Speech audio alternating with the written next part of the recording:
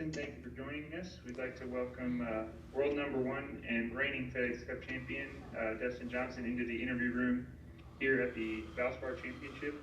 Dustin's making his fourth start in the event, highlighted by a T6 in 2019. Dustin, the event obviously wasn't able to be held last year. How does it feel to be back at the Valspar Championship?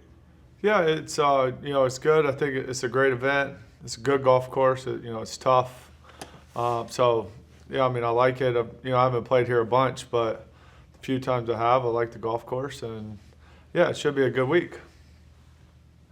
Making your first start here on tour since the RBC Heritage, finished T13 there. How's the game feeling right now coming into the week? Yeah, it feels pretty good. I mean, the Heritage, I felt like I drove it really well. I just, irons just were a little off. Obviously, the greens there are really small, but I feel like, my iron game is one of my strengths, and so just need to, clean that up a little bit. But overall, I felt pretty good at the Heritage. Just made too many mistakes with the irons.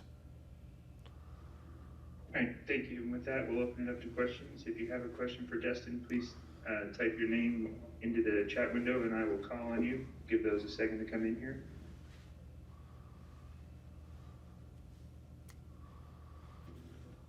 We will start with Doug Ferguson, Associated Press. Just for the record, DJ, I didn't say I had a question. I just told Jack it could be an hour before someone signed up for one. That would be gone already, so. What do you remember about your last round here? I didn't play very well. I think I was in the last group with Paul, right? Yeah. No, I think I don't remember. I don't think I played poorly. I just didn't play very good. You didn't make a birdie. Well, there you go. Remember that? And then obviously didn't putt very well.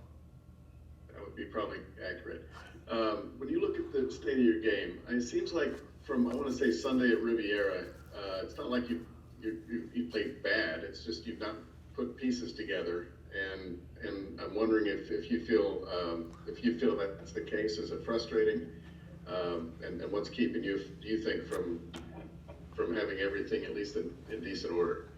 I feel like it's really close. I just haven't put it all together, especially for a week. But, I feel like I'm driving it good again.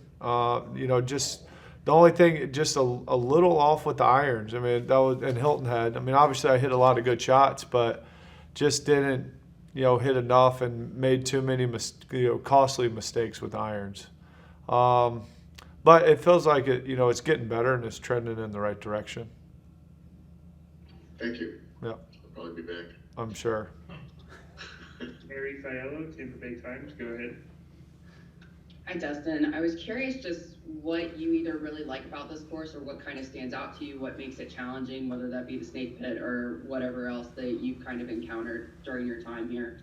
Yeah, I just think overall it's just a really good golf course. You gotta drive it well. You gotta hit your irons well. It's you really gotta kind of think your way around here just because it's all the holes are there's always something about a hole that can you can get out of position. It's tough to make pars, but I like it too. You don't have to make a lot of birdies. You don't have to shoot way under par. You just shoot a couple under each day, and you're gonna have a chance to win come Sunday. Mary, you can go ahead with your second question. This field is very, very competitive. Is that one of the exciting parts about being here this weekend? Yeah, I think they always get a pretty good field here at Tampa, and it's something that I like the golf course. Like I said, that's mostly the reason I play. I think it's a good, challenging golf course, and they get a good field, so that's why I play here. Next question is from Adam Shupak, Golf Week. Hey, Dustin. Butch just talked about how when you got the TrackMan, you really upped your practicing. How would you compare early stages of your career, how much you were practicing versus how much you practice now? Don't really probably practice any more or less, but just practice better. I think as I get older and kind of know what works for me and what doesn't, I just practice a lot smarter and quality versus quantity is how I kind of look at it. Do you agree though that was kind of a turning point for you in your career when you got the TrackMan? Yeah, it really helped with my wedge work. I mean, I always practice wedges, but it just really helped me dial in like distance control with the wedges. Okay. And what do you think of how would you describe that trophy next to you? It's a nice trophy. I'd like to have it. All right. Think it'd look good on the shelf. It's interesting. I don't know what it is, but looks nice. Do you have one place where you keep all your trophies? Yeah, they're all in a box in my office. We're kind of in between houses, so I didn't unpack anything, even though I've been here for like 3 years, but just never unpacked any of them. They're all sitting together in boxes. I got a few of them out. U.S. Open? It's sitting out. No, actually it's not. I keep it in the case because I want it to look nice. Okay, thank you. Next question, Tom D'Angelo, Palm Beach Post.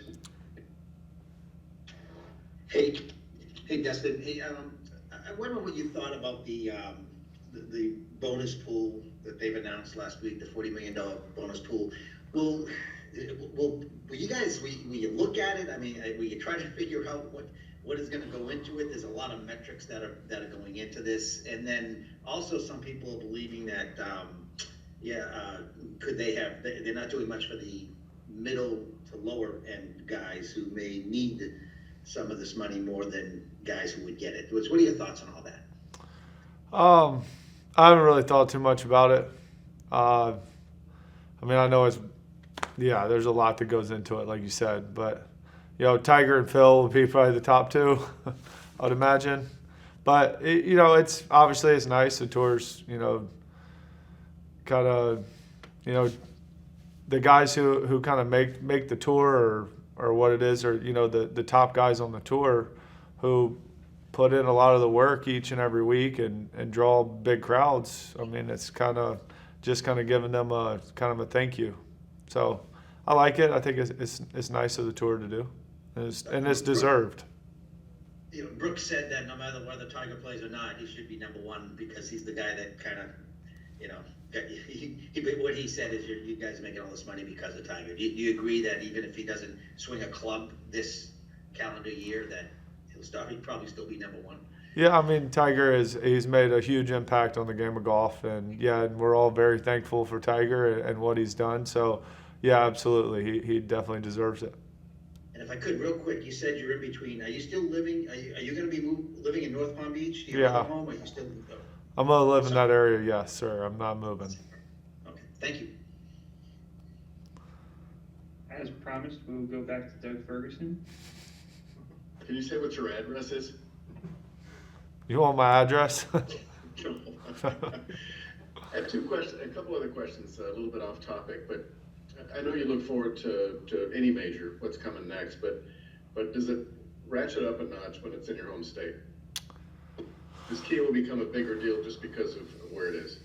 Yeah, I mean, yes and no. I mean, Augusta's closer to where I live than Kiawah, so.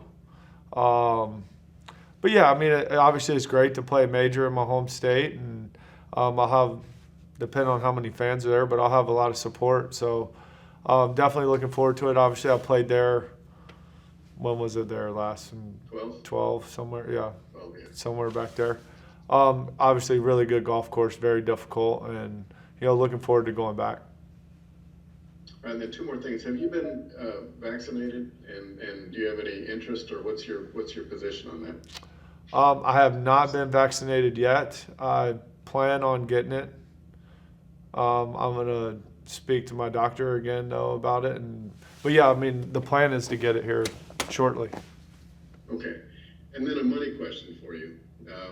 I like money. I know you like money. We all do. You didn't win Q School, did you?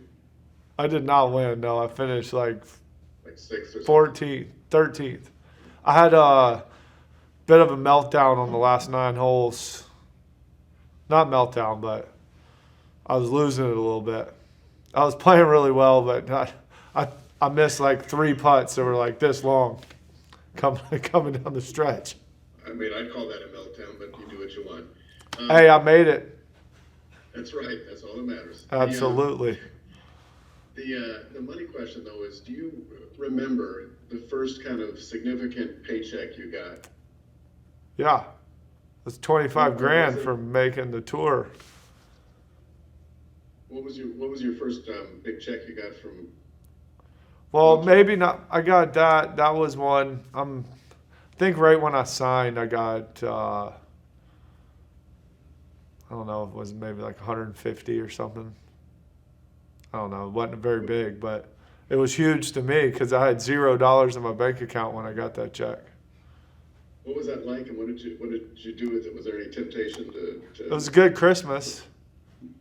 And yeah, no, yeah, I think I went straight and bought a car. Okay. I think I'm done for the week. All right, good. Thanks. Another one from Adam Shupak, Golf Week. What type of car did you buy? It was a Yukon Denali.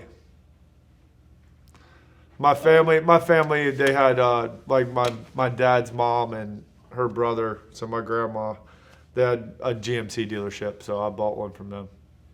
Okay. This is, I think, your 4th time playing this event, but only, I think, your 2nd time in the last 10 years. What did you initially think of this golf course, and can you describe the closing stretch of holes?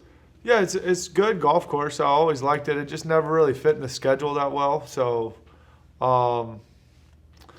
yeah, it's just so it does fit now for me. So I'm gonna play it, and I like the course. And yeah, the closing stretch holes are difficult. 16, 7, well, really 15, 16, 17, 18 are all very good holes. Okay. Thank you. Dustin, those are all the questions we have. We appreciate your time.